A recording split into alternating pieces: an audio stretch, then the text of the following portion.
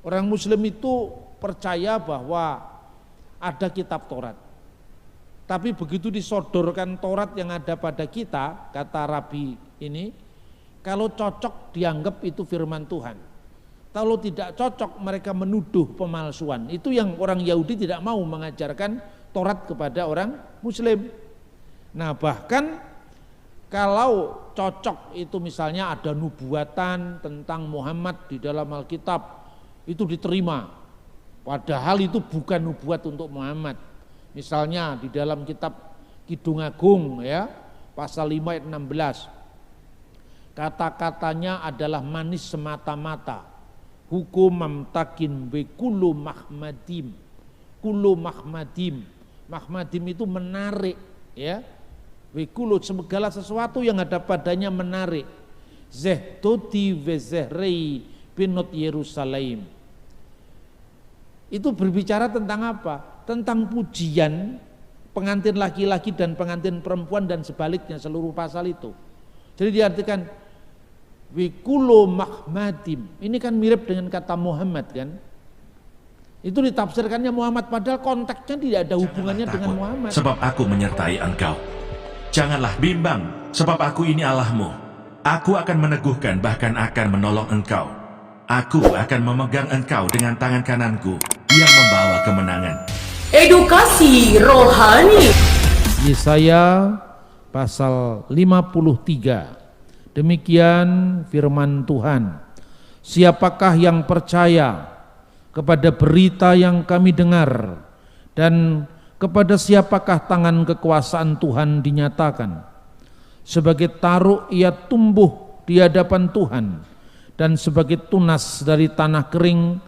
Ia tidak tampan dan semaraknya pun tidak ada, sehingga kita memandang dia, dan rupa pun tidak, sehingga kita mengingatnya, menginginkannya. Ia dihina dan dihindari orang, seorang yang penuh kesengsaraan dan yang biasa menderita kesakitan. Ia sangat dihina sehingga orang menutup mukanya terhadap dia, dan bagi kita pun dia tidak masuk hitungan. Tetapi sesungguhnya penyakit kitalah yang ditanggungnya, dan kesengsaraan kita yang dipikulnya. Padahal kita mengira dia kena tulah, dipukul dan ditindas Allah. Tetapi dia tertikam oleh karena pemberontakan kita, dia diremukkan oleh kejahatan kita. Ganjaran yang mendatangkan keselamatan bagi kita ditimpakan kepadanya, dan oleh bilur-bilurnya kita menjadi sembuh. Kita sekalian sesat seperti domba, masing-masing kita mengambil jalannya sendiri, tetapi Tuhan telah menimpakan kepadanya kejahatan kita sekalian. Dia dianiaya, tetapi dia membiarkan diri ditindas dan tidak membuka mulutnya, seperti anak domba yang dibawa ke pembantaian, seperti induk domba yang keluh di hadapan orang-orang yang menggunting bulunya, ia tidak membuka mulutnya. Sesudah penahanan dan penghukuman ia terambil, dan tentang nasibnya siapakah yang memikirkannya? Sungguh ia terputus dari orang-orang hidup, dan karena pemberontakan umatku ia kena tulah.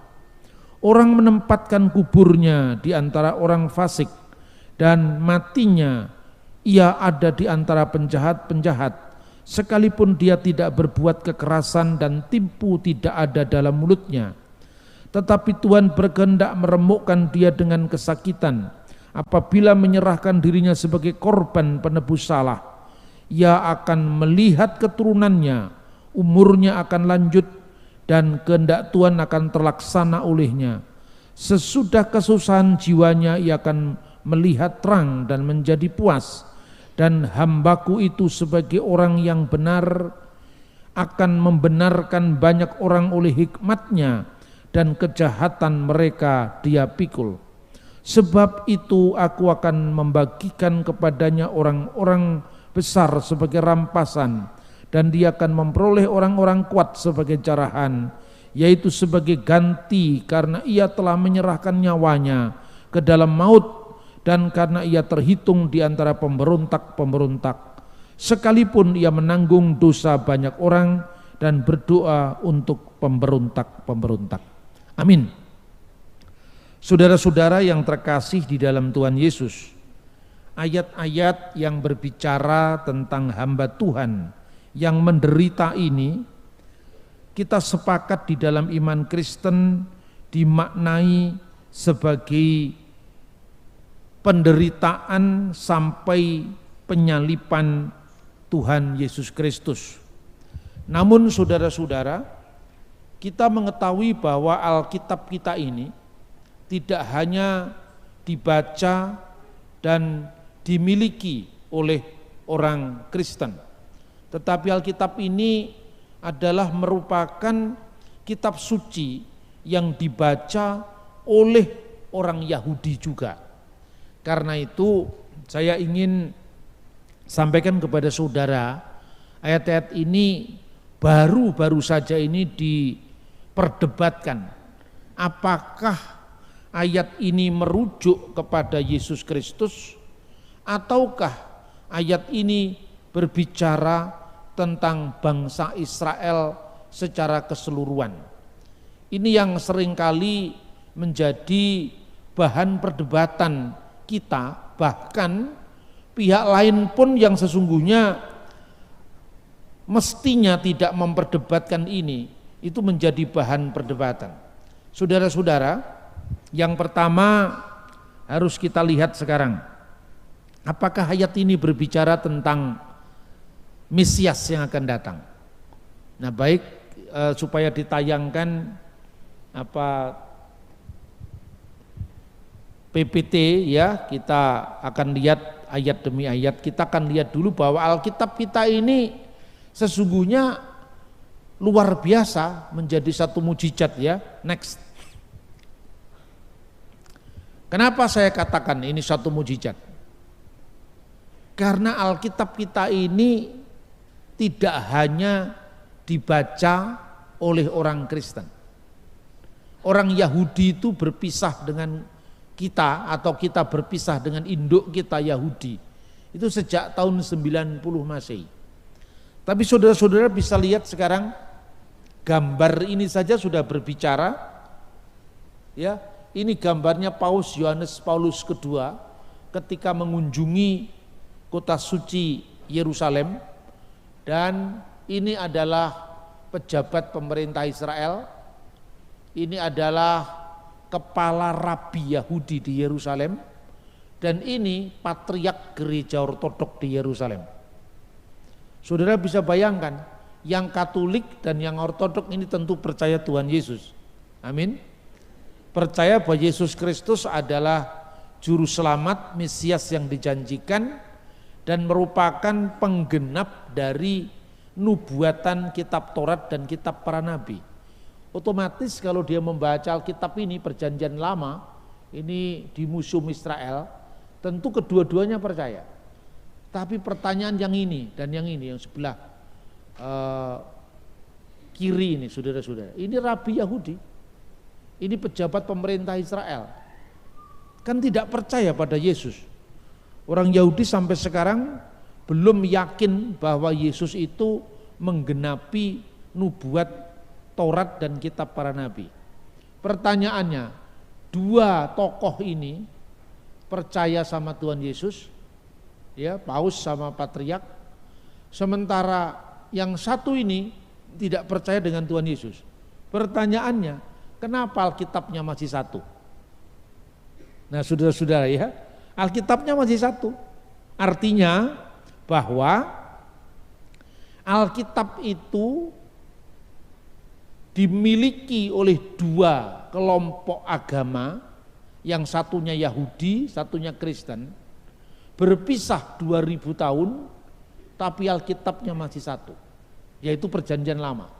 Orang Yahudi tidak menyebut perjanjian lama, mereka menyebut Tanakh, Torah, Nevim, Ketuvim, tapi isinya sama.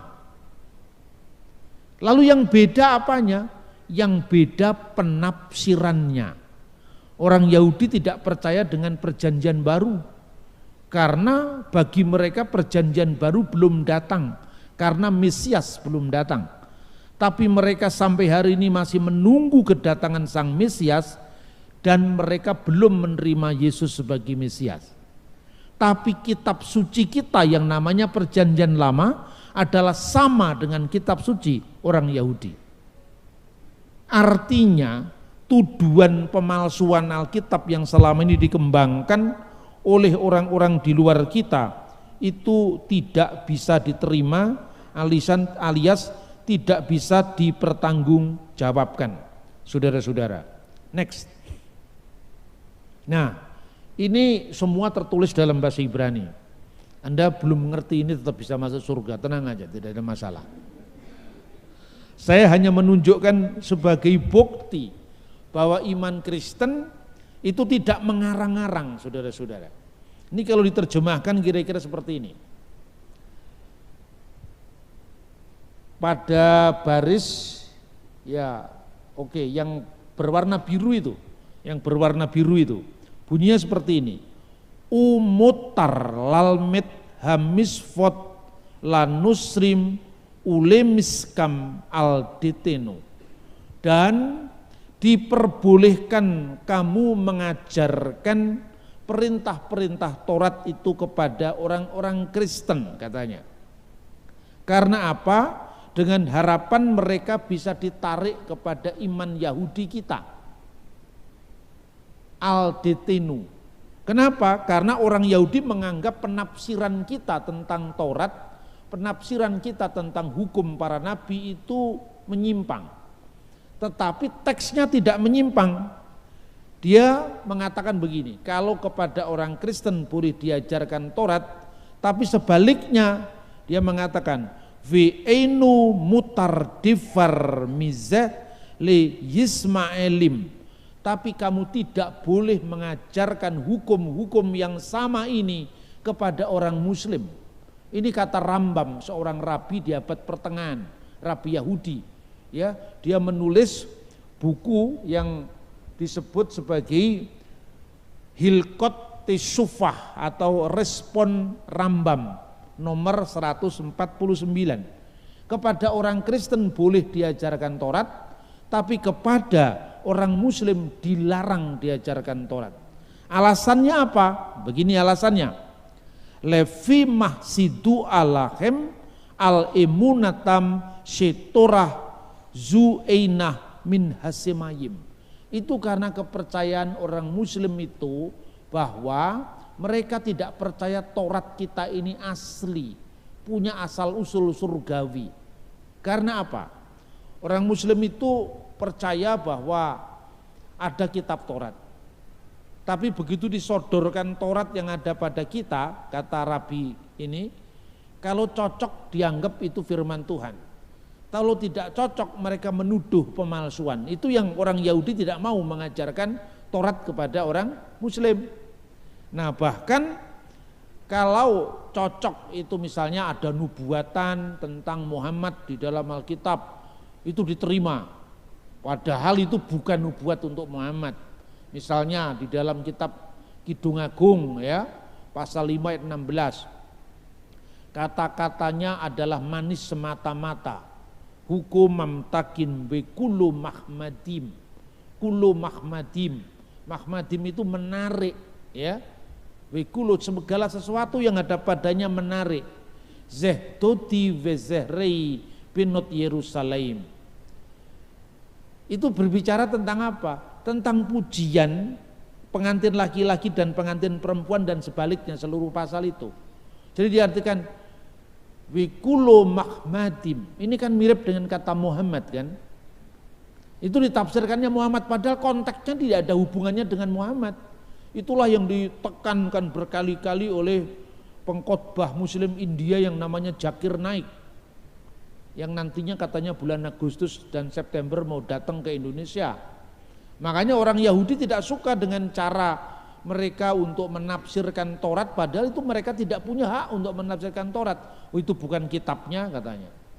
Makanya jangan dilarang mengajarkan Taurat kepada orang-orang Ismaelim atau orang-orang Muslim, karena kalau cocok mereka ambil itu, kalau nggak cocok mereka tuduh pemalsuan. Tapi kepada orang Kristen boleh. Karena apa? Orang Kristen punya Taurat yang sama dengan Taurat kita. Ini yang disampaikan oleh Rambam ini. Kemudian dia mengatakan, tapi umat Kristen menerima bahwa pandangan kita tentang Taurat yang tidak berubah. Hanya saja mereka salah menggambarkannya dengan penafsiran mereka yang kurang memadai. Karena itu dia mengatakan, karena tidak ada yang ditemukan dalam kitab suci mereka orang Kristen yang berbeda dengan kitab suci kita orang Yahudi. Clear. Jadi artinya orang Kristen dan orang Yahudi itu berbagi Taurat. Karena Taurat kita sama dengan Taurat Yahudi, hanya penafsirannya berbeda. Di mata orang Yahudi, Kristen itu melakukan kesalahan tafsir. Tapi di mata kita, orang Yahudi, pemahamannya belum sempurna. Karena belum sampai pada penggenapannya, yaitu Yesus Kristus yang menderita dan mati di kayu salib. Dan kematiannya itu menjadi korban penebus salah, penebus dosa bagi setiap orang yang percaya kepadanya. Nah, kita lanjutkan saudara-saudara. Terus kita lanjutkan. Nah, bahwa antara kekristenan dan Yudaisme itu memiliki Taurat yang sama. Itu tidak hanya dibuktikan dari klaimnya Rabi dari abad pertengahan, atau klaim kita bahwa kita memiliki hubungan dengan Yudaisme. Karena itu iman Kristen tidak bisa dilepaskan dari Yudaisme. Ini banyak orang Kristen yang mencoba untuk memisahkan diri dari warisan sejarah kita, itu tidak mungkin. Karena tanpa Yahudi kita tidak punya perjanjian lama. Karena tanpa Yahudi kita tidak punya nubuat-nubuat tentang kedatangan Sang Mesias. Soal orang Yahudi sekarang menolak itu urusan lain. Kan Yahudi tidak satu. Pada zaman Yesus saja ada orang Saduki, ada orang Parisi, ada orang Eseni. Eseni adalah mereka yang meninggalkan bagi kita naskah-naskah laut mati. Lah ini yang mau saya sharingkan. Saudara bisa lihatin. Sebelum ditemukannya naskah laut mati, itu tahun 1947, ada gembala Bedouin lagi mencari dombanya yang hilang. Lalu untuk mencari dombanya yang hilang itu dia melempar batu di gua-gua di sekitar laut mati dengan harapan dia bisa menemukan dombanya. Ternyata yang dijumpai adalah bunyi pecahan, ternyata tempayan. Nah, di antara pecahan-pecahan tempayan itu ternyata ada gulungan-gulungan kitab dari perkamen kulit binatang. Setelah diselidiki oleh Profesor Eliezer Sukenik, ternyata itu Alkitab yang usianya lebih dari 2000 tahun. Naskahnya antara lain ini, saudara-saudara. Inilah naskah kitab suci kita yang kita miliki sebelum penemuan laut mati. Ini asalnya dari tahun 900 setelah Masehi sampai tahun 1000 setelah Masehi. Inilah naskah tertua kita yang berdasarkan naskah itu Yahudi maupun Kristen menerjemahkan Alkitab. Kalau di kitab misalnya King James Version itu diterjemahkan berdasarkan naskah ini. Sementara setelah tahun 1947 kita menemukan naskah yang lebih tua yang disebut naskah Masoretik. Bunyinya tetap sama.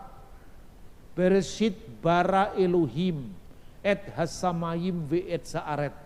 Pada mulanya Allah menciptakan langit dan bumi. Perhatikan naskah 1000 tahun lebih tua dari tahun 1000, 2000 tahun yang lalu. Bereshit bara itu hilang karena kepotong di sini.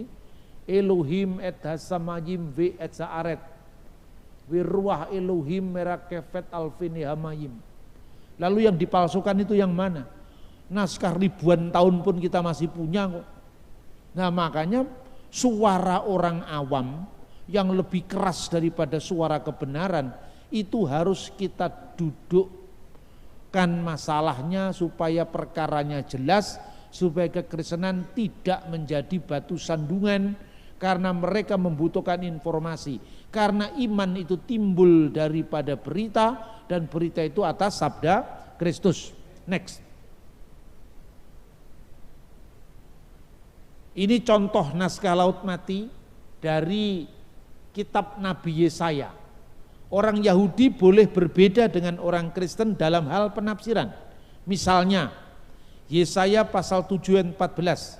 Bagi orang Kristen itu adalah nubuatan tentang perawan Maria yang melahirkan seorang anak laki-laki yang namanya Immanuel, Allah beserta kita. Digenapi dalam Yesus Kristus. Orang Yahudi tidak percaya dengan ini digenapi dalam Yesus. Mereka masih menunggu Mesias yang lain. Tapi nubuatan tentang Immanuel tidak pernah hilang dalam Alkitab. Lebih-lebih di dalam naskah kitab Nabi Yesaya yang ditemukan 2000 tahun yang lalu sampai hari ini masih terjaga. Lanjut. Nah, saudara-saudara, ini penting. Bahwa Yesaya pasal 53 yang sekarang kita bahas itu bukan monopoli tafsir Kristen. Perhatikan, kalau kita membaca ayat sebelumnya, pasal 52 ayat 13, itu dalam teks asli Ibrani disebutkan sesungguhnya hambaku akan berhasil. Hinneh, sesungguhnya yaskil abdi yarum, sesungguhnya hambaku akan berhasil, disanjung dan dimuliakan. Ini mengawali Yesaya pasal 53 yang saya sebut tadi. Makanya dalam lembaga Alkitab Yesaya pasal 52 mulai ayat 13 dilanjut semua dengan seluruh ayat-ayat dalam pasal 53 diberi judul hamba Tuhan yang menderita. Perhatikan, sekalipun orang Yahudi di abad pertengahan secara khusus Rabi Rasi secara khusus menolak bahwa Yesaya 53 itu bukan berbicara tentang Yesus, katanya Rasi, tapi itu berbicara tentang Mesias. Tapi itu berbicara tentang seluruh bangsa Israel, katanya. Tapi kalau seluruh bangsa Israel, ini kan digunakan kata bentuk tunggal, abdi, itu artinya hambaku. Bukan abdi-abdi, bukan hamba-hamba. Kalau Israel people berarti kan seluruh bangsa Israel, berarti hamba-hambaku. Nyatanya ini hambaku. Bahkan di dalam sebuah terjemahan Yahudi yang namanya Targum Yonatan. Targum ini tertulis di dalam bahasa Aramaik. Bahasa yang sama yang dipakai oleh Tuhan Yesus. Itu diartikan jelas-jelas Mesias. Lihatlah hambaku Mesias yang berhasil. Hayaslah abdi masih khayirum. Dia akan ditinggikan dan disanjung dan dia akan menjadi sangat perkasa. Jadi artinya bukan hanya orang Kristen yang menafsirkan Yesaya 53 itu adalah Mesias. Tetapi orang Yahudi pun percaya itu adalah Mesias. Sekalipun Rabi Rasi itu minoritas para rabi yang kemudian menafsirkan itu bukan Mesias tapi seluruh umat Israel. Nah, saudara-saudara, sekarang kita kembali kepada ayat demi ayat dalam Alkitab supaya kita bisa lebih jelas menggambarkan tentang firman yang kita baca ini. Saudara-saudara terkasih dalam Tuhan Yesus, Yesaya pasal 53 itu sejak zaman gereja mula-mula itu menjadi ayat-ayat yang membuktikan bahwa memang Yesus itu sudah dinubuatkan dalam kitab Taurat dan kitab nabi-nabi. Ayat 2, sebagai taruk ia tumbuh di hadapan Allah dan sebagai tunas dari tanah yang kering. Taruk, tunas itu netzer dalam bahasa Ibrani. Netzer itulah yang menjadi kata Nazaret.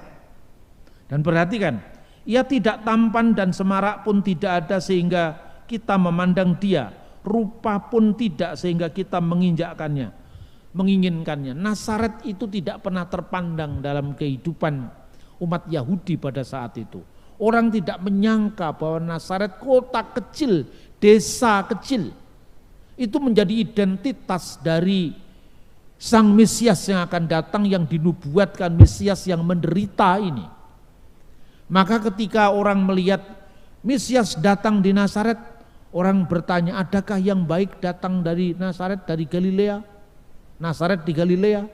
Karena Galilea itu tempat yang tidak dianggap baik oleh orang Yahudi pada zaman itu.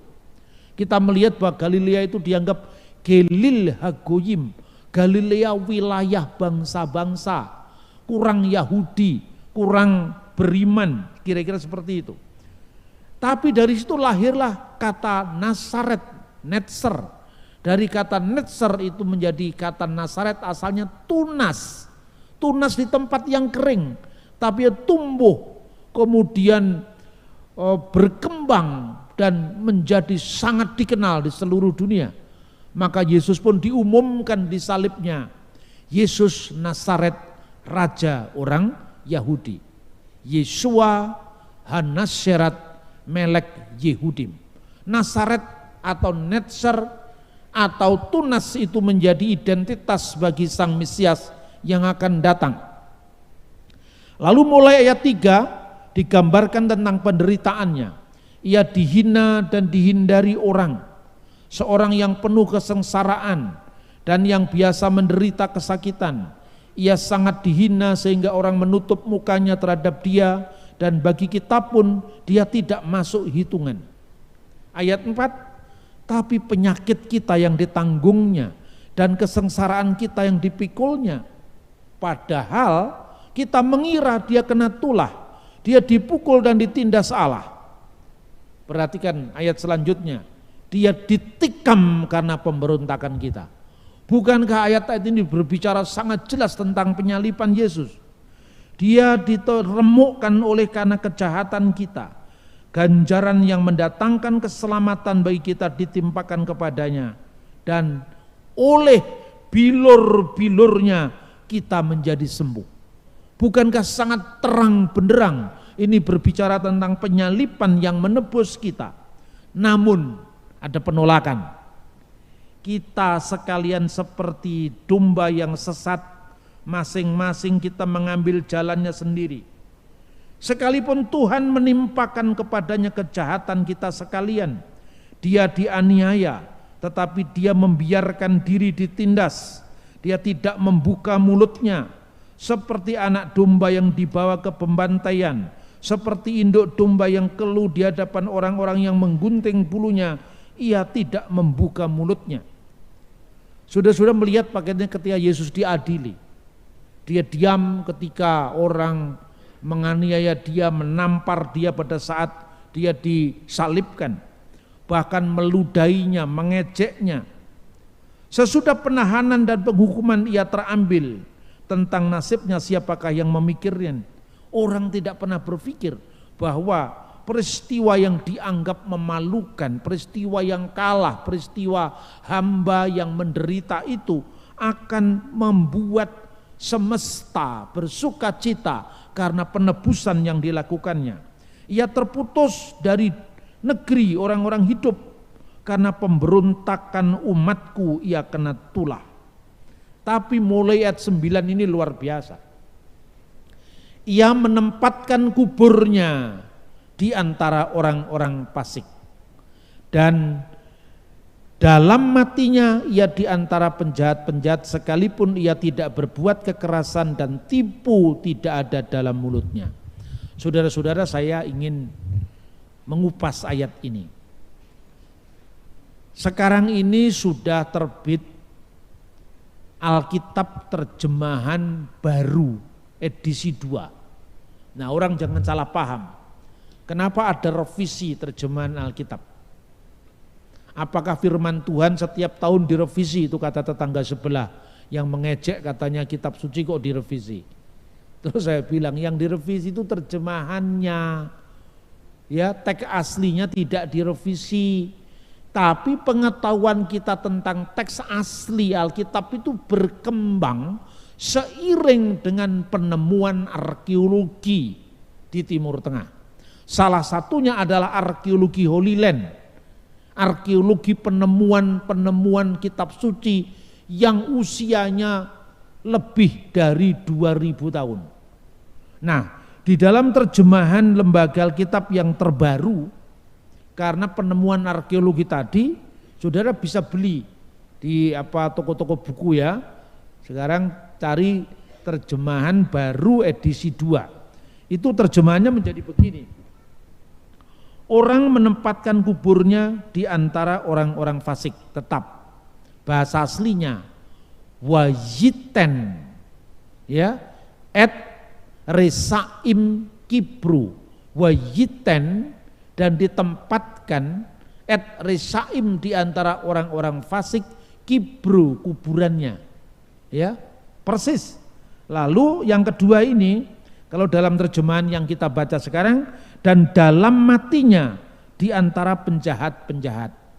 Itu saudara-saudara di dalam naskah Masoretik tadi yang kita sebutkan abad 10 Masehi tadi, bunyinya seperti ini. Viet Asir Bemutaf, itu pada tahun 1000 itu naskah tertuanya. Viet Asir, Asir itu orang kaya sebetulnya. B dalam, mot itu maut, mutaf mautnya, dalam matinya. Tapi pada saat ditemukannya naskah Laut Mati, naskah dari kitab Yesaya tadi, itu ada huruf yang agaknya orang bisa menyangka ini bunyinya Asir atau Seirim. Itu diragukan. Tapi kemudian sekarang ini sudah semakin jelas karena naskah kuno itu sudah sekarang ada metode untuk membaca lebih clear, yaitu dengan ultraviolet, sinar ultraviolet. Lah ternyata bacaannya bukan Seirim tapi Asir, antara orang kaya. Kemudian Bemutaf dalam hal matinya itu juga bisa dibaca Bomutto, makamnya. Karena huruf-huruf Ibrani zaman dulu itu tidak ada tanda-tanda baca A, I, U-nya itu enggak ada. Maka itu bacaannya Bomutto atau Bemutaf, itu bisa dua-duanya. Tapi yang jelas kata Seirim itu bacaan yang dikira-kira oleh para ahli kira-kira 10-20 tahun yang lalu, sekarang ini menjadi clear bunyinya adalah Asir. Jadi bacaan yang sebenarnya itu kira-kira seperti yang didapatkan dalam lembaga Alkitab terbaru. Ingat loh, bukan teks aslinya yang bermasalah, tapi pemahaman kita tentang temuan-temuan arkeologi dari teks asli itu semakin clear. Dan ternyata terjemahan King James lebih tepat.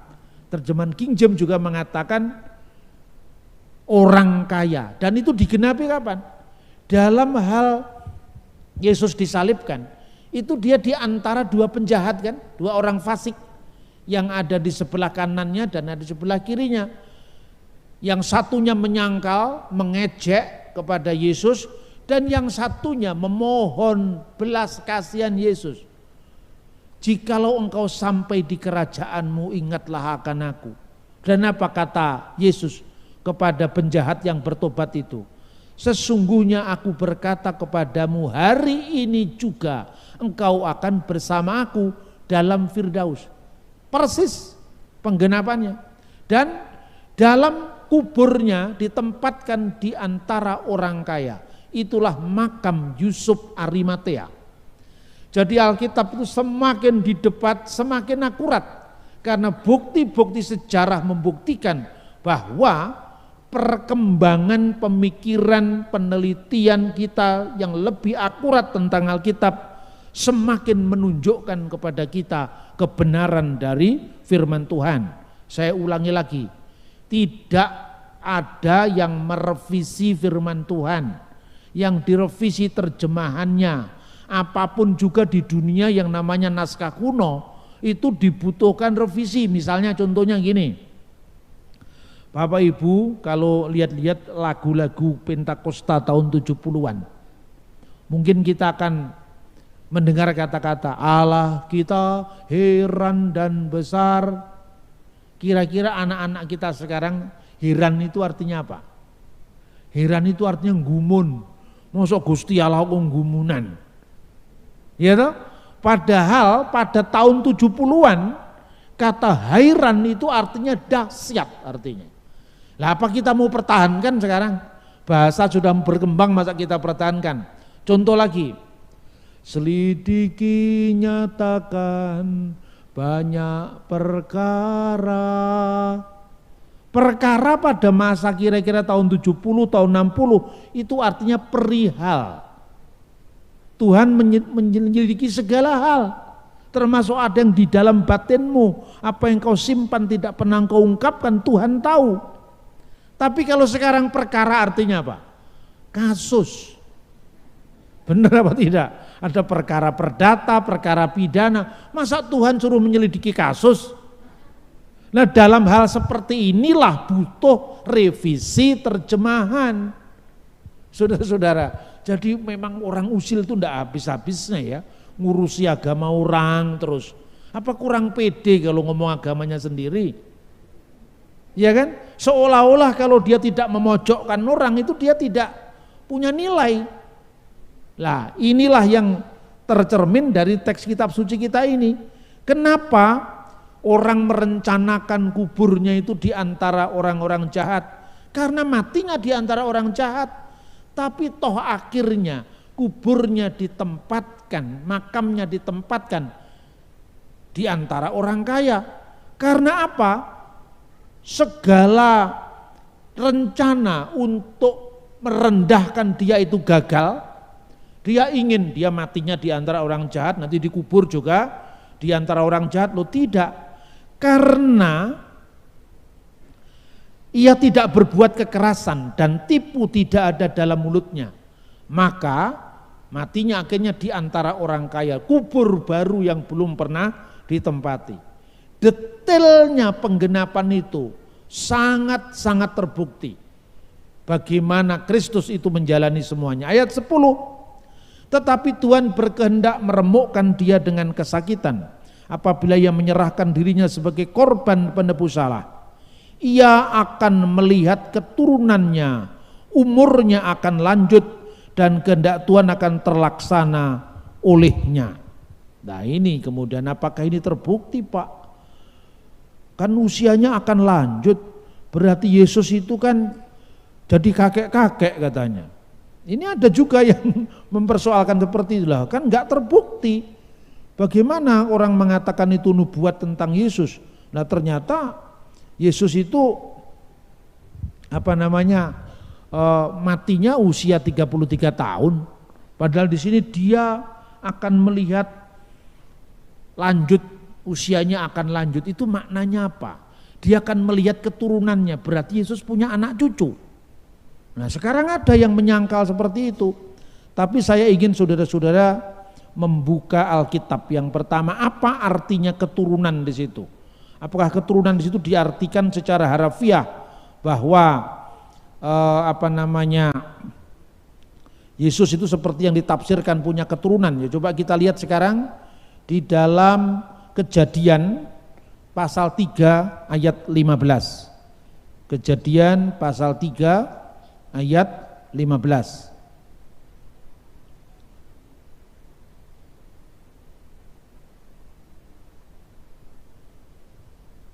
Aku akan mengadakan permusuhan antara engkau dan perempuan ini, antara keturunanmu dan keturunannya. Keturunannya akan meremukkan kepalamu dan engkau akan meremukkan tumitnya. Jadi keturunan di sini artinya nubuat tentang penyalipan Yesus. Itu kapan terjadi saudara-saudara? Aku akan mengadakan permusuhan antara engkau dan perempuan ini. Perempuan itu dalam bahasa Ibrani-nya Isah. Antara keturunanmu dan keturunannya. Keturunan di sini tidak harus berarti fisik. Perhatikan, antara keturunanmu bisa fisik, yaitu keturunannya perempuan itu adalah Yesus. Dan keturunannya ular. Ular di situ bukan ular beneran kan? Keturunannya setan kan? Berarti kuasa kejahatan yang terus berkembang sampai akhir zaman, ketika Mesias itu datang. Kuasa kejahatan itu yang namanya keturunan secara rohani, bukan keturunan ular biasa, ular sawah atau ular kobra, bukan itu kan. Ini kan merujuk kepada sang kejahatan yang mengembangkan terus kejahatannya untuk mempengaruhi manusia, untuk menghabisi manusia seperti itu. Jadi di sini digunakan kata-kata zerah, dan kata zerah itu hanya keturunan, baik itu keturunan fisik maupun keturunan rohani. Jadi diartikan dan dia akan melihat keturunannya, itu artinya apa? Dia akan melihat bahwa hasil daripada perjuangan di kayu salib itu akan membuahkan umat yang percaya kepadanya. Tapi di sini dikatakan bahwa dia akan meremukkan kepala ular, tapi tumitnya juga akan kena. Itu saat kapan? Saat penyalipan. Nah, jadi jelas di sini keturunannya di sini bukan dalam pengertian keturunan fisik saja. Perempuan itu punya keturunan fisik yaitu sang Mesias. Tetapi keturunan ular itu adalah kuasa kejahatan yang dikalahkan oleh sang Mesias. Maka kata zera di sini artinya tidak harus berarti keturunan secara fisik. Maka jangan membayangkan Mesias itu beranak pinak seperti yang ditafsirkan oleh banyak orang yang memakai Alkitab untuk mencari kelemahannya. Kemudian lanjut usia. Apakah Yesus itu kakek-kakek lalu bertentangan dengan kenyataan bahwa Yesus disalib pada umur 33 tahun? Bagaimana ini? Coba kita lihat Daniel pasal 7.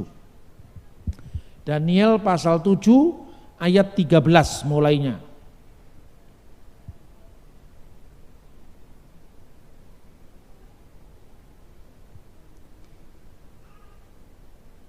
Aku terus melihat dalam penglihatan malam itu, tampak datang dengan awan-awan dari langit seorang seperti anak manusia. Seperti anak manusia itu kebar enas, seperti anak manusia. Maka Yesus membahasakan dirinya, siapakah anak manusia itu menurut kata orang? Ada yang mengatakan engkau adalah Yeremia, Yohanes Pembaptis, salah seorang dari para nabi. Tapi menurut kalian sendiri aku ini siapa? Yesus menamakan dirinya sang anak manusia, bukan manusia biasa lalu dipertentangkan dengan keilahiannya, tidak. Ini gelarnya sang Mesias dalam nubuatan kitab Nabi Daniel. Tampak datang dengan awan-awan dari langit seorang seperti anak manusia, datanglah ia kepada yang lanjut usianya itu, dan ia dibawa ke hadapannya. Perhatikan, ia yang lanjut usianya itu siapa? Ini Allah Bapa sendiri. Apa berarti Allah Bapa itu kakek-kakek? Tidak, yang lanjut usianya itu artinya yang usianya terus berlanjut. Bukan lanjut usia seperti bahasa Indonesia, itu kan ungkapan Indonesia. Lanjut usia itu di dalam bahasa Aram, bahasa aslinya itu atik yomaya. Atik itu terus berlanjut, yomaya itu yom, hari-hari yomaya, purba hari yang harinya terus ada. Inilah yang disebut sang Bapa. Jadi Yesus itu sang anak manusia dibawa kepada Bapa surgawinya dan kepadanya diberikan kekuasaan atas segala macam bahasa, suku, bangsa dan bangsa-bangsa. Itu maknanya. Jadi teks dalam Yesaya pasal 53 ayat 10 itu bukan berarti Yesus itu kakek-kakek. Maka orang mengatakan, wah itu gak cocok, firman Tuhan gak digenapi. Padahal konteksnya tidak seperti yang dipikirkan oleh orang banyak. Kita kembali kepada pasal 53 ayat 10. Kita tekankan lagi bagaimana penggenapan firman. Tetapi Tuhan berkehendak meremukkan dia dengan kesakitan. Ini bicara tentang penderitaannya di salib. Apabila ia menyerahkan dirinya sebagai korban penebus salah. Jadi dia tidak mati sia-sia, tapi sebagai korban penebus salah. Ia akan melihat keturunannya Dia akan melihat penggenapannya pada Kejadian pasal 3 ayat 15, di mana akan ada permusuhan antara keturunan perempuan ini dan keturunannya, yaitu keturunan ular, yaitu keturunan kuasa kejahatan. Tetapi kuasa kejahatan sudah dikalahkan, diremukkan kepalanya, dan dia akan melihat keturunan rohaninya yang menjadi benih daripada pengorbanannya di kayu salib, menjadi benih daripada korban penebus salah. Umurnya akan lanjut. Artinya apa? Dia adalah sama dengan yang ada di dalam Daniel pasal 7 ayat 13. Atik Yomaya, yang hari-harinya tidak berakhir. Mengapa? Karena Yesus bangkit dari antara orang mati. Ayat 11.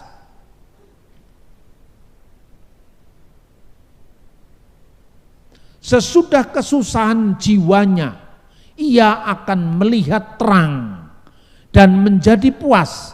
Dan hambaku itu sebagai orang yang benar, ia akan membenarkan banyak orang, dan hikmatnya, dengan hikmatnya dan kejahatan mereka dia pikul. Pertama, sesudah kesusahan jiwanya, yaitu pada saat penderitaannya yang berpuncak di kayu salib, ia akan melihat terang. Itulah menubuatkan kebangkitan di antara orang mati, dan dia menjadi puas dari hasil pengorbanannya tadi yang berkenan kepada Bapaknya. Dia, hambaku itu, menjadi orang yang benar. Dia menjadi orang yang benar sesuai dengan nubuatan Yesaya tadi, dan membenarkan banyak orang oleh hikmatnya, membenarkan banyak orang. Kebenaran dia satu orang itu membawa orang lain menjadi dibenarkan. Apakah ini adil, Pak? Lalu soal penebusan dikaitkan. Masa orang dosa perlu penebusan? Terus saya bilang, lah gue lek gelem ditebus ya karepmu, ora gelem ya wis, kan gitu kan mestinya. Wong diberikan berita gembira malah protes. Adil apa tidak? Pertanyaannya sekarang, adil apa tidak? Waktu Adam dan Hawa berbuat dosa, apa kita diajak-ajak? Wong kita belum ada waktu itu, ya kan?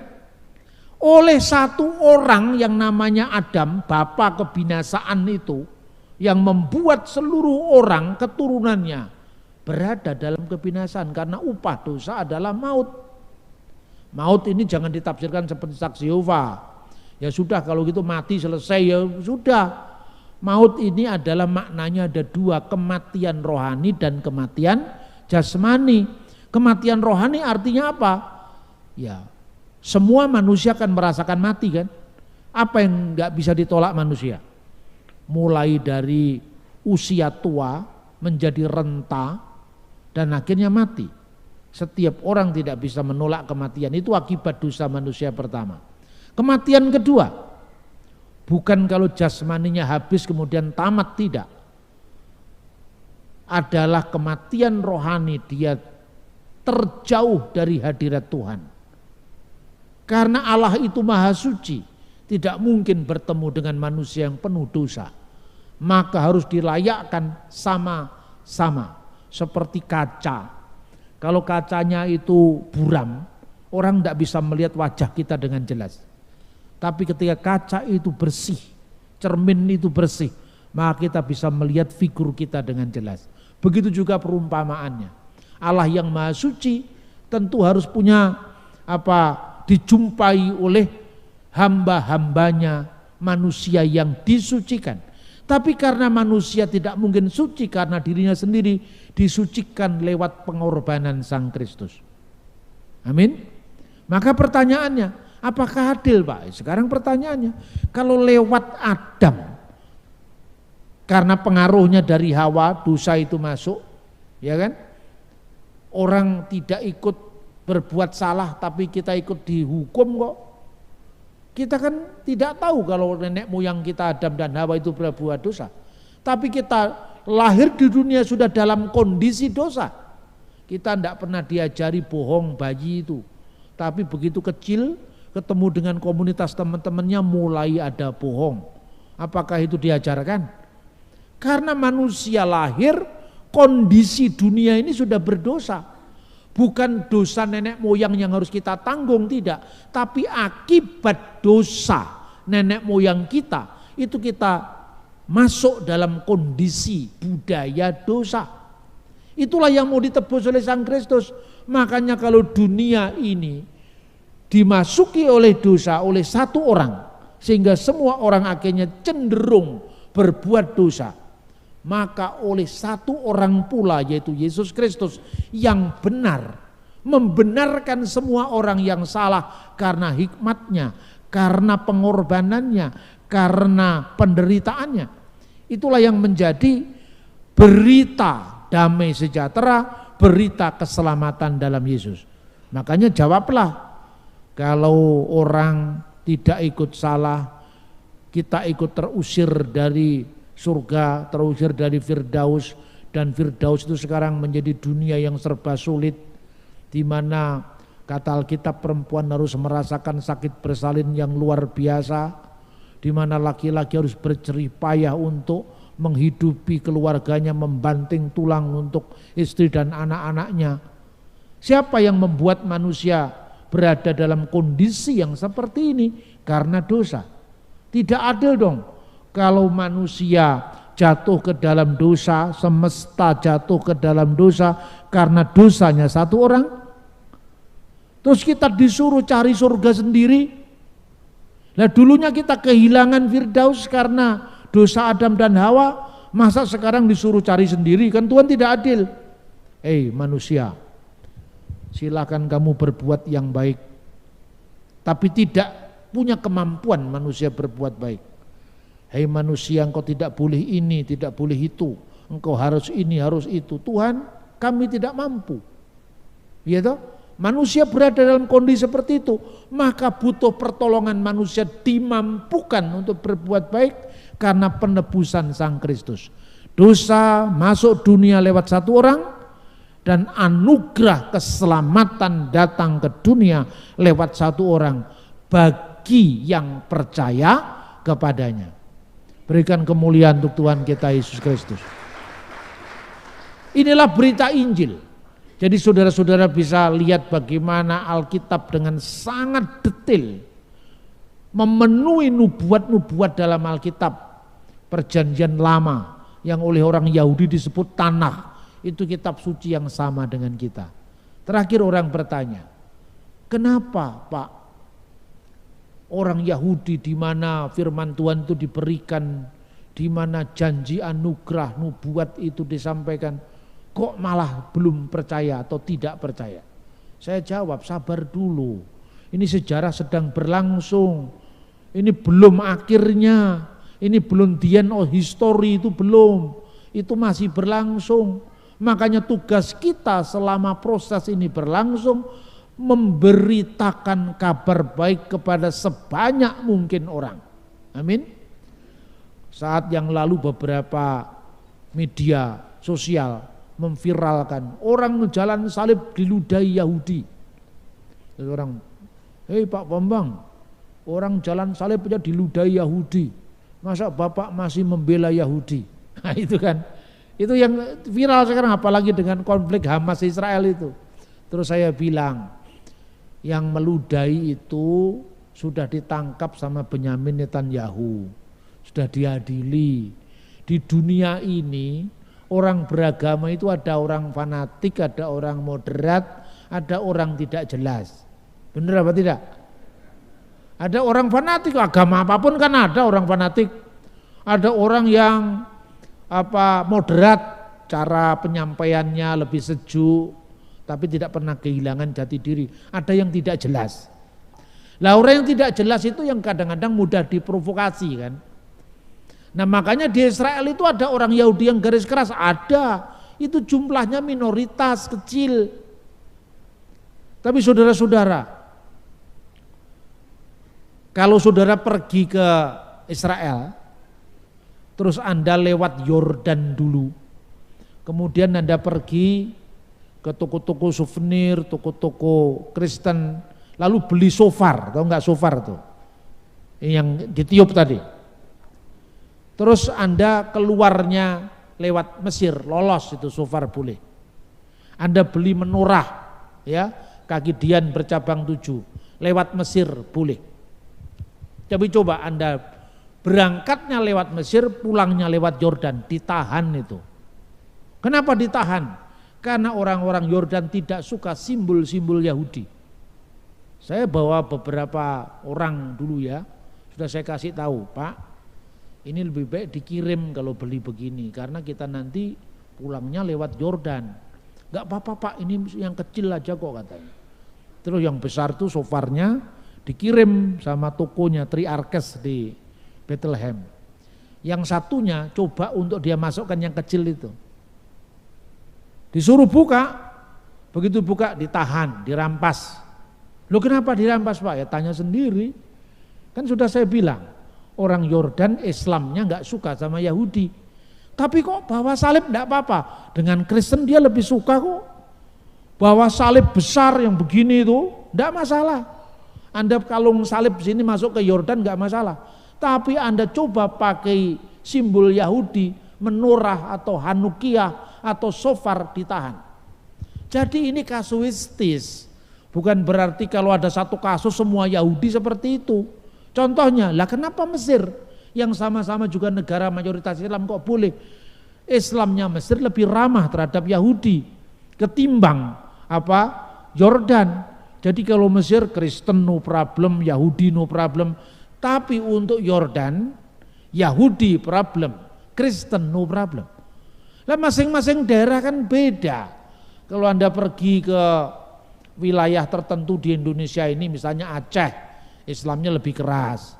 Tapi Anda pergi ke Jawa Timur, Jawa Tengah, Temanggung, Islamnya moderat. Itu jangan dipukul rata, saudara-saudara. Makanya saya katakan, salib diludahi Pak, ya itu kasuistis itu. Itu juga simbol Yahudi juga dilarang itu kalau kita ke Yordan.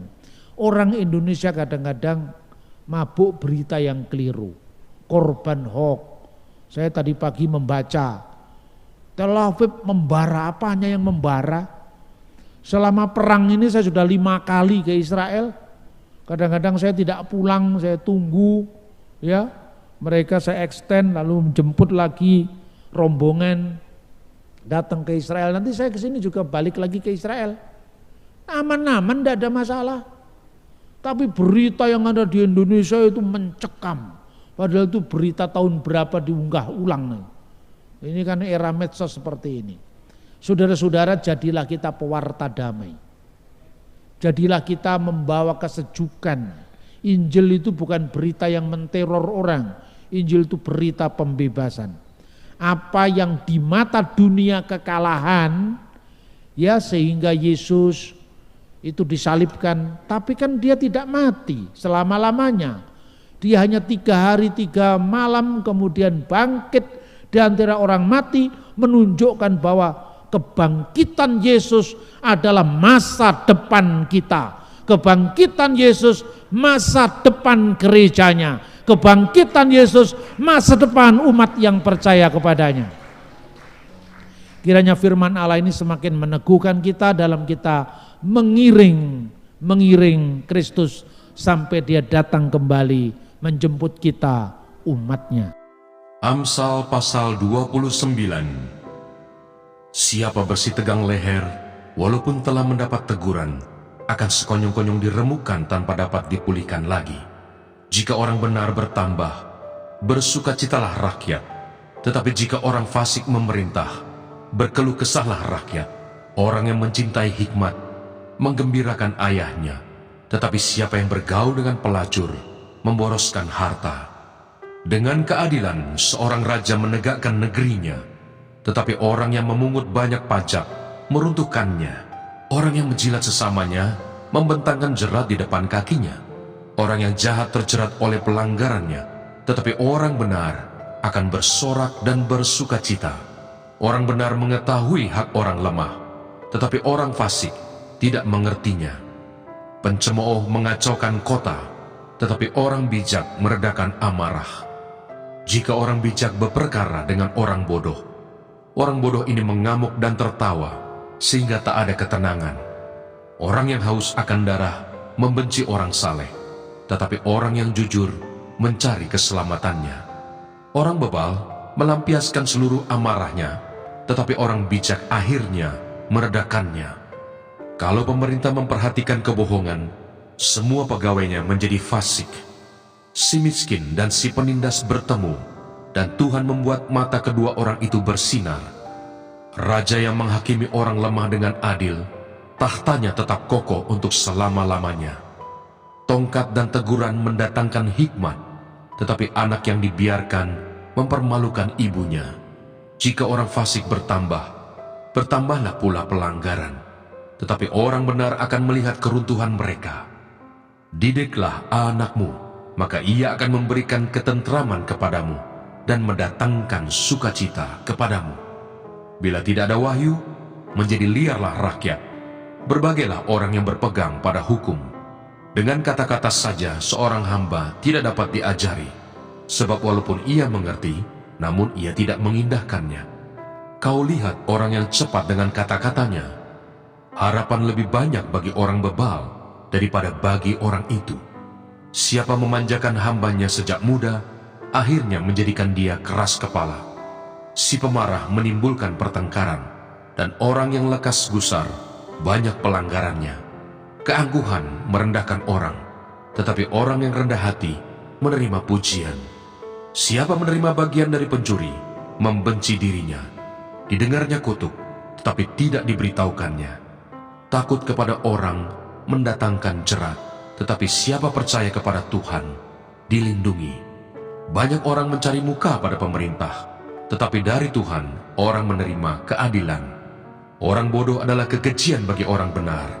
Orang yang jujur jalannya adalah kekejian bagi orang fasik.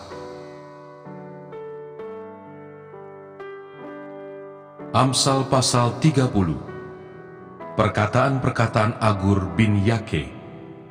Perkataan Agur bin Yake dari Masa. Tutur kata orang itu, aku berlelah-lelah ya Allah, aku berlelah-lelah sampai habis tenagaku, sebab aku ini lebih bodoh daripada orang lain. Pengertian manusia tidak ada padaku, juga tidak kupelajari hikmat, sehingga tidak dapat kukenal yang Maha Kudus. Siapakah yang naik ke surga lalu turun? Siapakah yang telah mengumpulkan angin dalam genggamnya? Siapakah yang telah membungkus air dengan kain? Siapakah yang telah menetapkan segala ujung bumi? Siapa namanya dan siapa nama anaknya?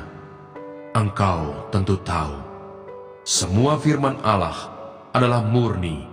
Ia adalah perisai bagi orang-orang yang berlindung padanya.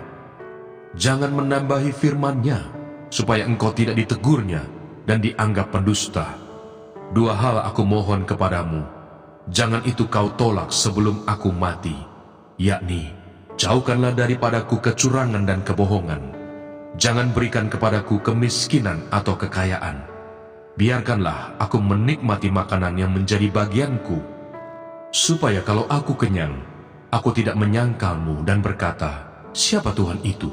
Atau kalau aku miskin, aku mencuri dan mencemarkan nama Allahku.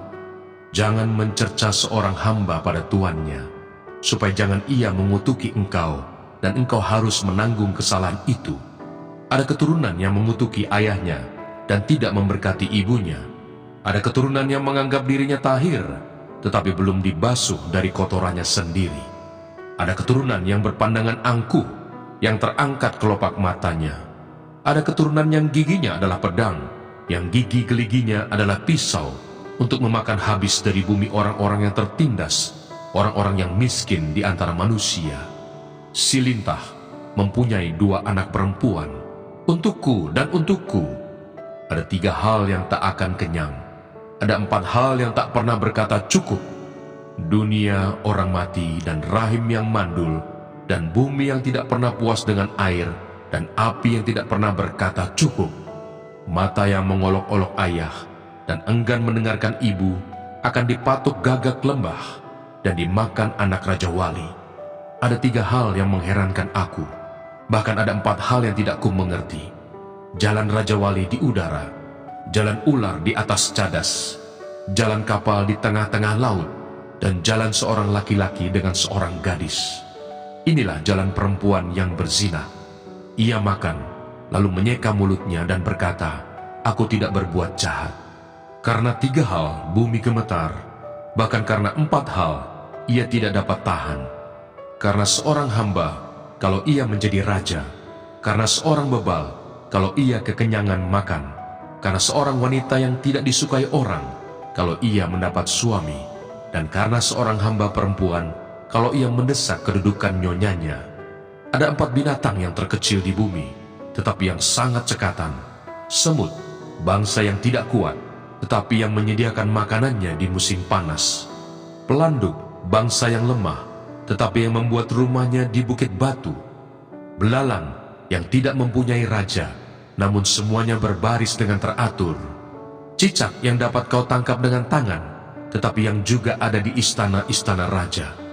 Ada 3 binatang yang gagah langkahnya, bahkan 4 hal yang gagah jalannya, yakni singa yang terkuat di antara binatang, yang tidak mundur terhadap apapun, ayam jantan yang angkuh atau kambing jantan, dan seorang raja yang berjalan di depan rakyatnya.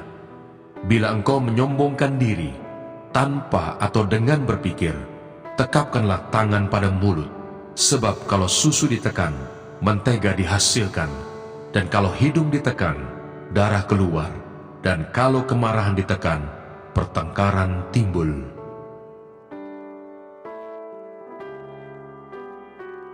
Amsal pasal 31. Amsal-amsal untuk Lemuel dari ibunya. Inilah perkataan Lemuel, Raja Masa, yang diajarkan ibunya Sebab kepadanya. aku menyertai engkau. Janganlah bimbang, sebab aku ini Allahmu. Aku akan meneguhkan, bahkan akan menolong engkau. Aku akan memegang engkau dengan tangan kananku yang membawa kemenangan. Edukasi rohani.